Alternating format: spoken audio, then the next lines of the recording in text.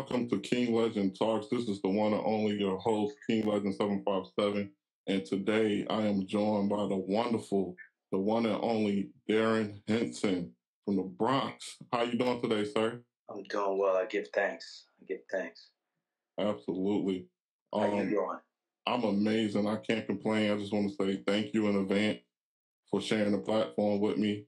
I know we're about to have a very enlightening conversation. I'm looking forward to it, my brother. For you guys who may not know who this is, I'm speaking to somebody who wears many hats right now. And as a matter of fact, he has a hat on right now in the live. He wears many hats. A dancer, choreographer, actor, author. I mean, he's definitely been putting in that work ethic that we like to talk about on the show. That's a big deal here. He's worked with many people such as Prince, Michael Jackson, Britney Spears, the Spice Girl. He was a winner of the 2000 MTV Music Award for Best Choreography, for the American boy band NSYNC. You probably know him as what I like to call the rival for DJ in Stomp the Yard. He played the character Grant. So, and he's constantly working. And we're gonna talk about the family business, of course. Season 4 if we can. So, Orlando Duncan from the from the family business. Go ahead and let everybody know how you feeling today, my brother. Well, like I said, I give thanks. I appreciate you for having me on this platform. I give thanks to Jen Traeger for making this happen. Peace, love, and light to all of those people out there. I pray that all of you are happy, healthy, safe, and well. And I hope that this telecast gets to bless somebody. So hopefully we'll talk about something that will make a difference in people's lives. Absolutely. I definitely appreciate that. So you're a very busy man. As we discussed, you wear many hats. Share with us that transition you made to find your identity, and what was that process like when you started to walk in your purpose? My identity. Forgive me, but I think a better way to describe it is for me to really know when I was going to come into my own. I would say it that way. I always identify as me, and I always have. But early on, I grew up in the Bronx in New York, and very early on, I knew that I loved communication. I knew I loved music. I knew I loved to express myself, and I did that through dance, and I did that through language. So very early on, I started dancing, as most people know who know me. And that was my form of expression when it came to entertainment, dance. But I also love language. I speak 3 different languages. Wow. I speak French, Japanese, and Spanish. So, and I use those in my life now still. I've learned that once you learn something, nobody can take it away from you. But if you don't learn it, you can never use it. It can never help you. But once you learn something, like really learn it, you can utilize it, and it will assist you throughout your life. So I've been a student of information and knowledge for a very long time. And when it came to me wanting to express myself, I learned that dance was an easy way, it was a creative way, and it was an energetic way for me to express myself in life. And so dance was definitely one of the first ways that I learned how to communicate with people outside of, regular conversations. Absolutely. Now, I definitely don't want to skip over the fact that you know 3 languages. That's amazing. Really is. Like, for most people, it's hard to learn just one extra language. So for you to take on the task and learn 3, gosh almighty, what was that? How did you do it? Let's start there. What was your process to learn and remember the languages the way that you did? Was it just a lot of practice, a lot of repetition? Well, you just said it. Repetition is the mother of skill. The more you do something, the better you get at it. So the more you do something the right way, the better you'll get at it. The more you do something the wrong way, the better you'll get at it. So if repetition is the mother of skill, then something that you practice and you use. So I not only studied the languages on paper, but I used them in my daily life very, very early on. I grew up around a lot of Latinos and African American. Well, everybody was very, very diverse. One of the things about me was I never saw myself as black. I was am friends with everyone, anybody who's open to expression of love and communication. I'm open to. So it wasn't just about being a black guy. It wasn't about being a black dancer or a black choreographer. I'm universal. And so I lived my life that way. And so when it came to languages, I accepted them as possibilities. So I learned to speak Spanish first. Then I learned to speak Japanese. I lived in Japan as well. So I was able to utilize the language. And then I learned French. Wow. So, and I traveled in Paris a lot. I used to go to Bercy all the time, Belgium, Belgique. So those places I frequented a lot in my early 20s. And so I practiced the languages often and still do. So I find in French, you would say, c'est pas difficile. It's not difficult, That's amazing. And I love the way you put that. I wish I knew French. So one day I want to learn it, okay? I want to challenge myself to learn it. Right now I'm currently working on my Spanish. Okay. There you go. Just face an opportunity. I'm definitely taking my time with it, but it's taking it one day at a time. That's how I'm moving forward with it. So let's talk about your passion. What are you passionate about as a whole? Because when you wear so many hats the way you do, I always ask the question about passion because where's the root coming from as far as what drives you right now? I mean, just in general, I'm a Taurus. Taurians are passionate just in general. So I got it honest. I'm just a passionate person. They say if you follow your passion, it will introduce you to your purpose, and I truly believe that. So I'm not a person. I never really worried about money. It was never, I didn't do things for money. I did them because I loved them. I did things because I was and am passionate about them. I'm a passionate person. And I believe when you follow your passion, you follow your heart, it will always lead you to where you're supposed to be. And so I believe that. And I think that successful people will tell you the same. Don't focus on money. Money will find you when you become good at what you do, right? Don't worry about fame. It will find you when you're good at what you do. Like, you know, there's people on here who are singers. There are people on here who are dancers, who are writers. There are people here who are actors. If you dive into what you say you love, it will meet you. You don't have to worry about looking for it. It will meet you. Whatever you're looking for is also looking for you. That's deep. Whatever you're looking for is also looking for you. I love that.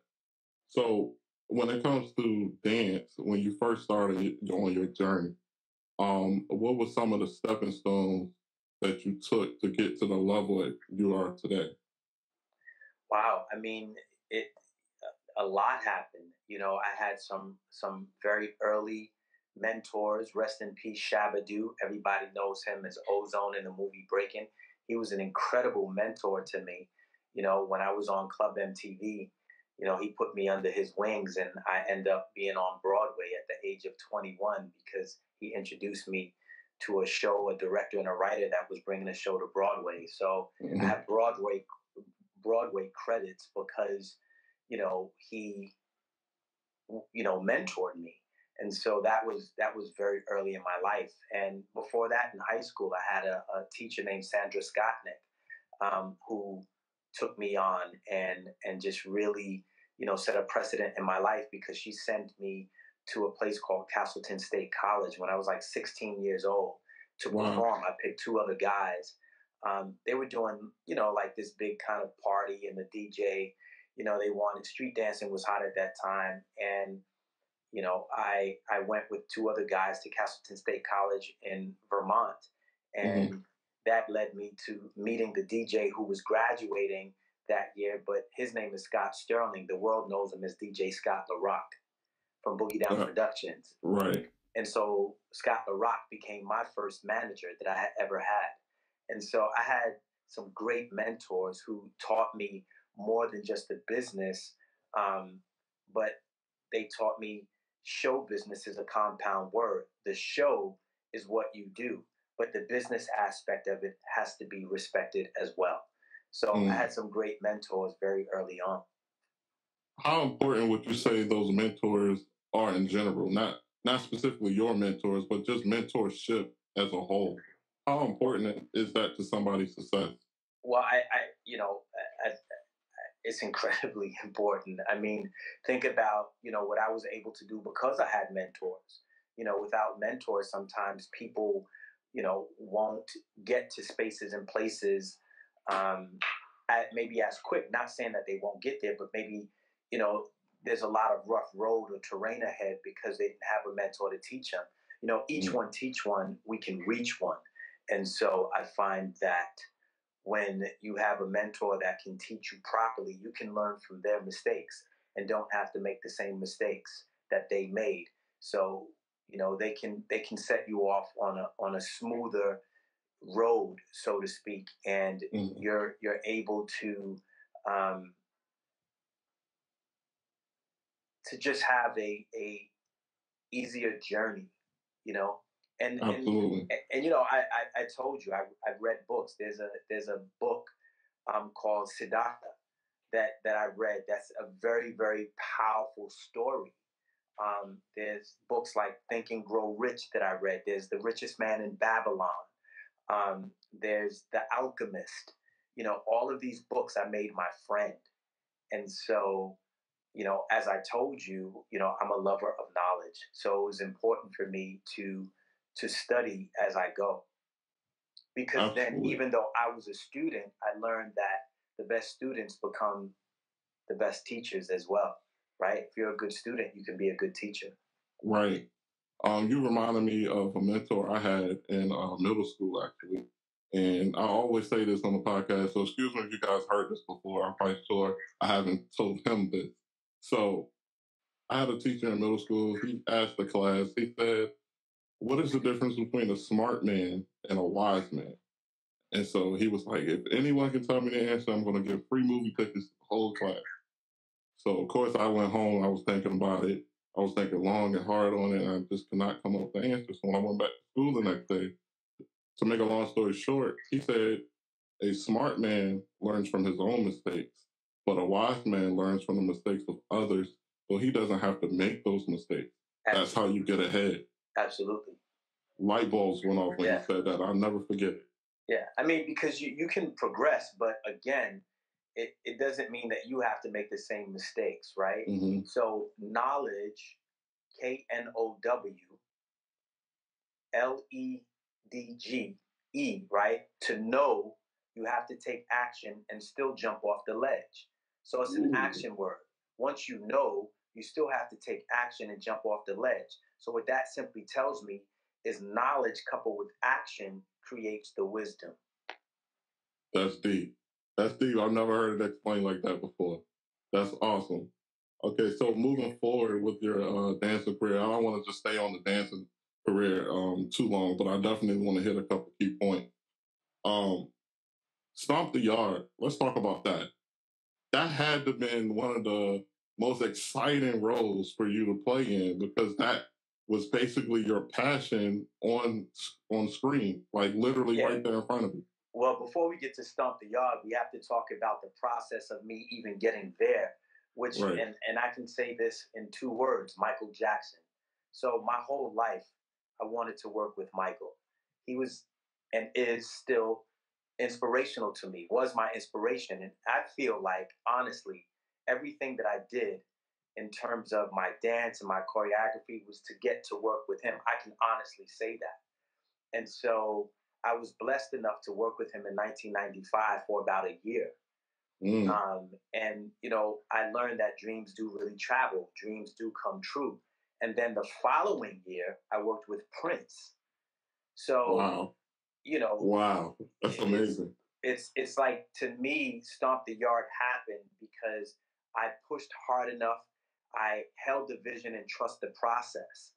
And, you know, years later, I was able to do a movie, you know, and couple both my acting and my dancing together, which is something that I wanted to do. But I have to give props to John Travolta because he truly was my inspiration to do that. Watching Saturday Night Fever, you know, watching Saturday Night Fever, watching John Travolta, you know, in this amazing performance, right, in this movie, I was like, I want to do that in my life. I want to be able to dance and act.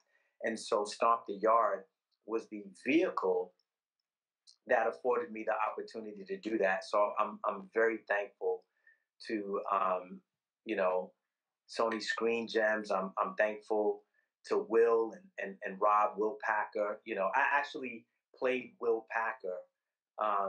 The character that I played was Will Packer when he was at A&M.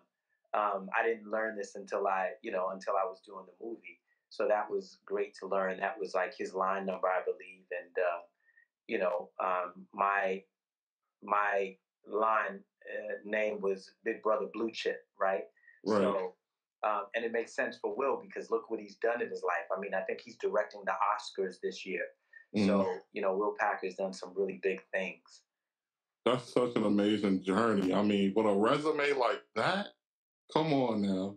Michael Jackson, Prince, and the share just knowledge. The Spice Girls. Yes, so many. George Michael. I choreographed for George Michael, the Spice Girls. You know, when I was, you know, I used to go to England all the time. Love England. You know, I danced for Salt and Pepper. I'm in the Waterman video and I danced in the Shoot video, but I choreographed for SWV, High Five, Color Me Bad, Lisa, New Kids on the Block. I mean, just so many people. And of course, everybody knows about Britney Spears, NSYNC, Jennifer Lopez, Enrique Iglesias, Christina Aguilera, Genie in the Bottle, you know. What was the pinch yourself moment? Because with everything you just named, for somebody, just one of those encounters would have been enough to make them feel like, I'm doing it, I made it. So for you, what was that? Is this real? Every moment was a pinch myself moment. Working with Michael Jackson, meeting Michael was a pinch myself. Meeting Prince was a pinch myself. Choreographing for Spice Girls was a pinch myself. You know what I mean? Like, I mean, they were all pinch myself moments because they were dreams that came true. You know? And so you saw it first? You saw it in your mind. You saw it in your mind first. Yeah, you have to. You have to feel it in your heart and see it in your mind in order for it to manifest in the physical world, right? So that's what holding the vision. The vision is in your mind's eye, and trusting the process to allow it to get to a space and place where it manifests in the physical realm. You see, that's where it's all created. I mean, think about it. Years ago, they had the Jetsons. They were talking on telephones. Now we're talking on telephones virtually, right? Right. So it had to be in somebody's mind first. And so I tell people, you know, don't shy away from imaginative creativity. Live there. Right. So you just hit a key note that I want people to really focus on. You said trusting the process. Yeah. When you trust the process, that's not always the easy part. You know, that's one of the most difficult parts. That's the work. If you give up on Monday, there is no Tuesday. Right. If you give up, you might be you know, there's a saying, miners, right? Miners, gold miners, right? There are people who dig, but some people gave up and then they sold the land. The other people started excavating, right? and they went 5 more feet and they hit gold, right? Absolutely. So, and they got the mind. So if you give up just because you're tired, if you give up just because it's difficult, you're giving up on so much more, right, than just your dreams. You're giving up on your dreams, plus the fact that you're giving up on somebody else's dreams. And people say, Right. Darrin, what do you mean? Well, your dreams might be somebody else's inspiration. That's true. So Absolutely. you're doing yourself a disservice as well as somebody else who could have been inspired by you. You know, I like to always say dreams don't die until you quit on them. Because as long as you believe in your dreams and you're working towards to reach that goal, they're going to always be a possibility for them to become a reality. That's right. But the moment you start working towards your dreams, the moment you don't give your team the opportunity to take that life that it needs to have, you know, so that's an important key is to trust the process, because so many people can give up, you know, and speaking about giving up, what do you say to that person that's been working hard for a very, very long time? They've been consistent, you know, they've had their rough patches and they're just trying to endure. Where there's also an ideology that goes along with that, right? You have to pay attention to what you're getting in life. And if you set out for something, but it keeps turning up where there's resistance, then you don't keep going that way. You stop that. You have to also notice what you're giving and then notice what you're getting, right? And if what you're getting is not what it is that you desire, then you've got to change something. You've got to do something a different way, a new way, right? You don't just keep doing the same things expecting new results. You're getting results, they're not the ones that you want. That has nothing to do with giving up. Right. Giving up simply means that what you have or what you desire is on its way, right? It's like feeling good and feeling bad. When you feel bad, you stop what you desire, right? Mm-hmm. So think about feeling good, right? And working towards it. It's meeting, feel good, it's coming, it's coming, it's coming. And one day you hold it because you match the frequency. Now, when you want something and you feel good, it comes. When you feel bad, it pauses. When you feel good, it comes again. When you feel bad, it pauses. That's true. If you feel bad perpetually, it's going to pause perpetually. The only way that you can have physically manifestation of what you want is when you vibrate like it, right? You can't put $100 in the bank and expect to take 1,000 out of the ATM. You didn't put that in. It's not going to work that way. You get out what you put in. I like that. You get out what you put in. Absolutely. You know, it's an amazing way to really perceive things, and it's a good perspective to look at it from the point of view of someone who's actually done it. You know, that's why I like to have people on the show that I can actually speak with that can not just talk the talk, but they walk the walk. You know, I feel like that's very relatable, and that's what people really need. You know, they need to see that beacon of hope sometimes, like, hey, it can be done. You know, regardless of what your circumstances are, you know, you may feel like I may have not been born in the best situation. And, you know, I don't think I can make it because of X, Y, Z. But when you see somebody who's been in worse conditions or somebody who has been there, yes, sir, it really is not a lot of room for excuse. Yeah. You know, you most put of the two time, people the reason that people don't have what they want is the excuses they give for not having it. Right. So that's true. You can't have it if you're giving excuses for not having it, right? You work through it. You work through it. You sometimes you have to stop. You reset. Start again. You know, when I did the television series Soul Food, which is still you know, huge all over the world. People are asking for them to reboot it with the same cast. I didn't, you know, I didn't take acting classes then. That's not when I was taking classes. You know, I went to an audition and I booked the role for Soul Food.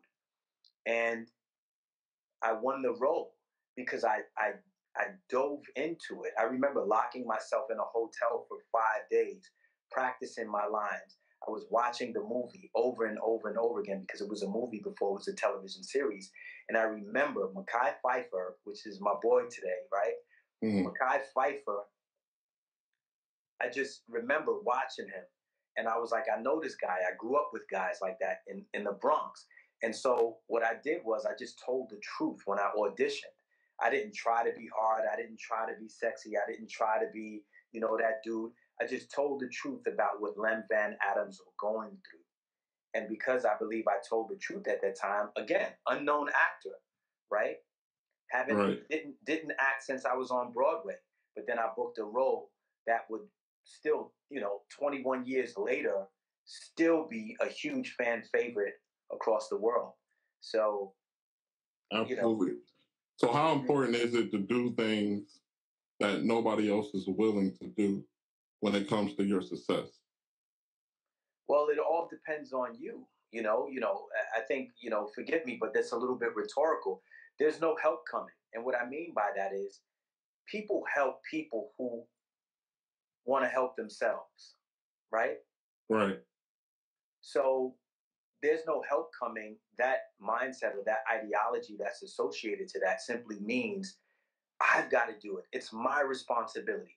I've got to respond to my ability. Responsibility.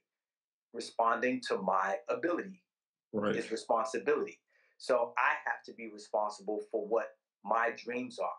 I have to be responsible for what I feel. I have to be responsible for the image that I want to project out into the world, right? Absolutely. It's my responsibility. Nobody else can do it. It's like, graduating school. Nobody can take the test for you. Nobody can take your life's test.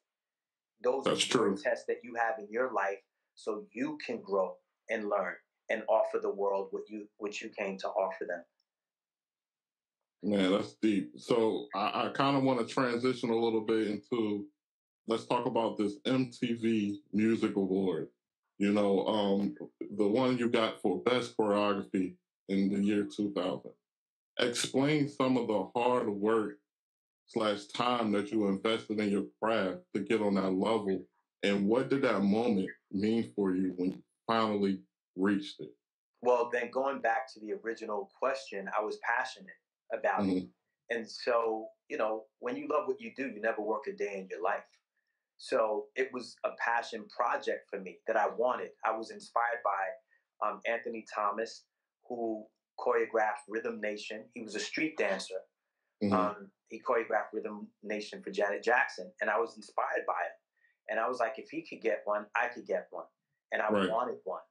And so, I'm thankful to myself. I'm like Snoop Dogg. I want to thank Darrin Henson, I'm thankful to the Most High for, allowing me, the mindset that I have. I'm thankful for those people who I practice with. I'm thankful for all the street dancers that, I battled and the ones that I practiced with.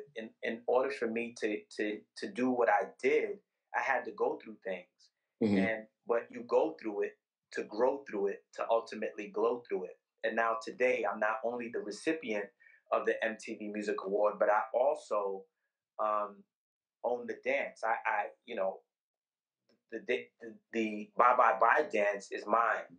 Like I copy wrote that dance a long time ago. So, every time it shows up somewhere, cha-ching, I get a check.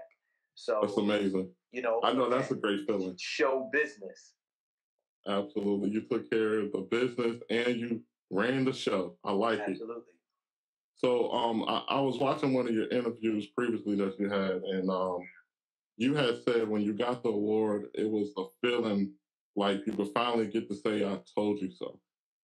Explain what you meant by that, as far as I finally got to feel or say, I told you so. There are a lot of people who never thought I was going to get it. And one thing about me, when you tell me I can't do something, that's just fuel for me. I'm like, I'm going to show you now. And so, young guy from the Bronx, didn't have a lot of money growing up, but I had heart, I had passion, and I had a vision. So for me, it was about proving to myself, but showing the world, that I could do this. And if I could do it, then that means young men and women who look like me could do it as well. And not necessarily only for them, but anybody who loves inspiration. I happen to be a person who loves inspiration. I love to be inspired. I'm a gold getter, right? I'm a gold getter. Gold getter. So, I love it. Yeah. So for me, it was about, hard work. I'm not a stranger to. And it was an opportunity for me to prove myself and my self-worth and my value to myself because I made a promise to myself that I was going to do it. Now, based on our conversation so far, the vibe that I'm getting is that you embrace a challenge in your life. Like, you don't run from it. You go right at it. Absolutely. So, speaking on challenges in your life, I know it had to be somewhat of a transition to move from choreography to acting. I mean, I get it. You wear a lot of hats, but you do understand, and every hat is like a profession, to somebody, and you have to really nourish it and grow and learn it.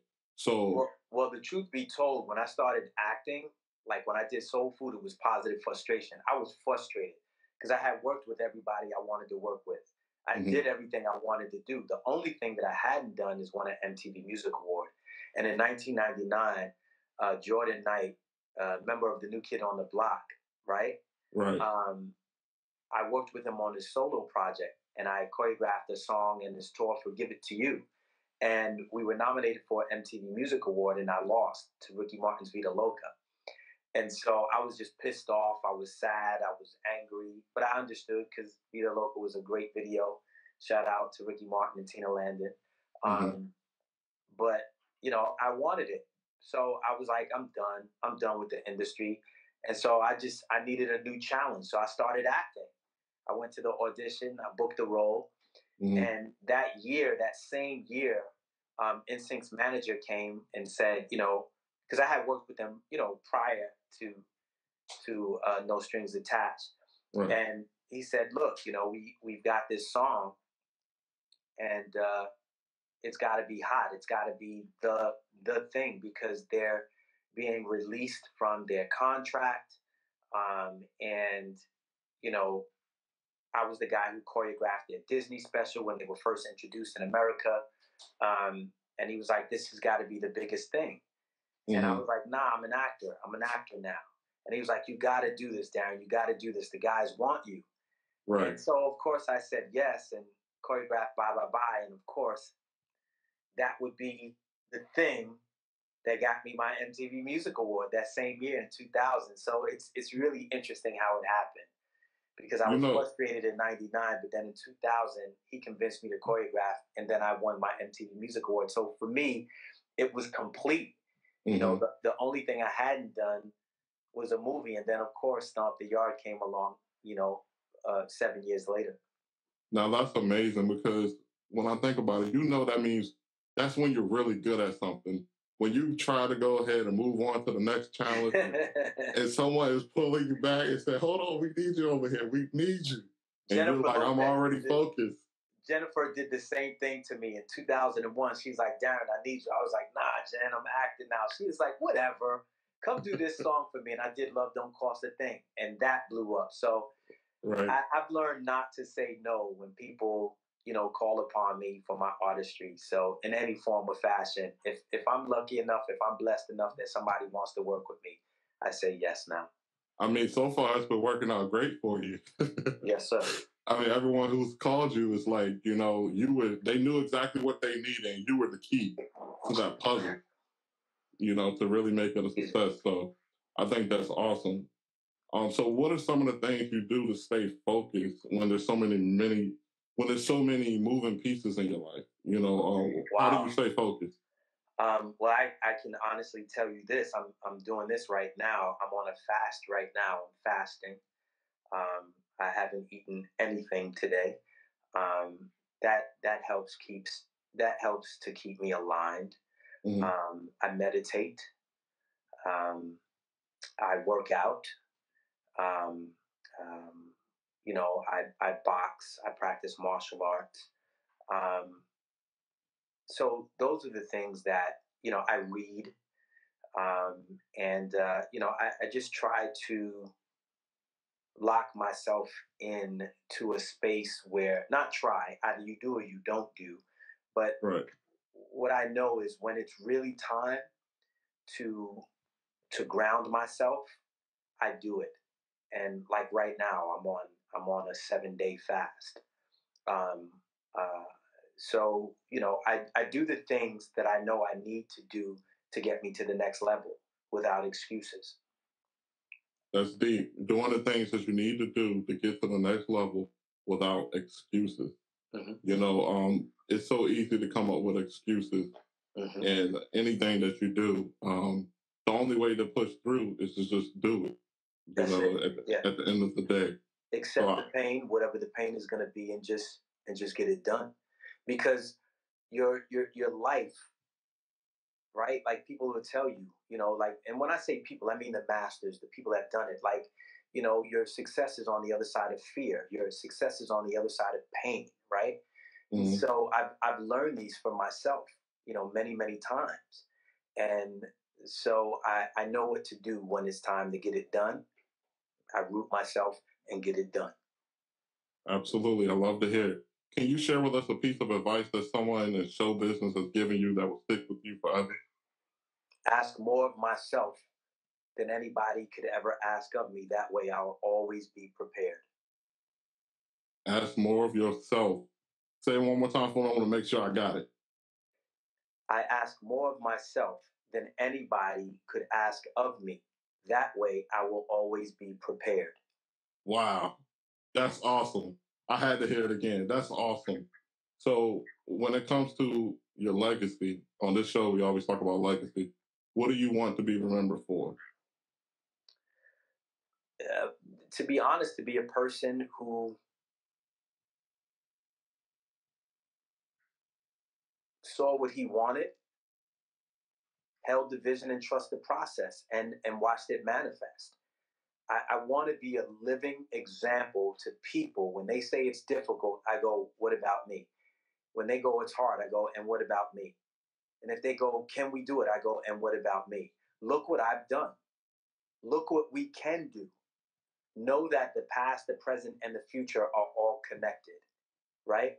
Think about what you've gone through. Think about where you are, and think about where you want to go. They're all connected. Absolutely. Everything's connected. I love it. And I know you've been real busy. I appreciate your time so much for coming through. It wouldn't be right if I didn't ask you any questions about season 4 of the family business. So I'm gonna get right to it. I don't know anything about season 4. You don't know anything about season 4? Nothing. I could tell you that the show that's airing right now, Double Cross, is incredibly successful right now. So we're in our 3rd season. You can watch Double Cross on the All Black Network. Okay. Watch All Black, the streaming platform. Shout out to them Gibsons. It's doing incredibly well. So thank you for all of those people who are supporting Double Cross. And the family business, season 3 was off the chain. Absolutely. It was the best season that we had. It was incredible. Shout out to all the family business fans, all those people who, love my character, Orlando Duncan. Thank you so much for riding and rocking with me. Orlando Duncan is a power. He's a powerhouse, and he's a boss. But, I don't know anything about season 4. I got you. Well, listen, I just want to say I appreciate your time. Thank you so much for coming through. I really am inspired by our conversation so far, and I know so many people that's going to be listening and on our radio will also feel inspired. So thank you so much for your time. Before we sign off, I just got to say this. Remember, you are already validated by the Most High. You don't need anybody else's approval, and you already are more than enough, and you have to approve that message. I want everybody to get a God's Billboard t-shirts, www.godsbillboardtshirts.com.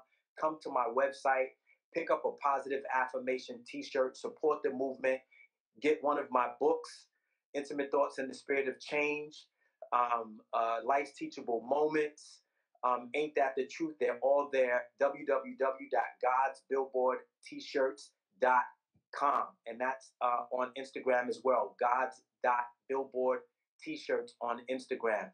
Come support the movement, get a shirt, get a book. I love you guys to life. Thank you so much for watching. God bless you. Absolutely. Y'all make sure y'all go get the t-shirt, go get the book. Definitely support my brother up here. I appreciate you so much once again. Thank you for stopping by King Legend Talk.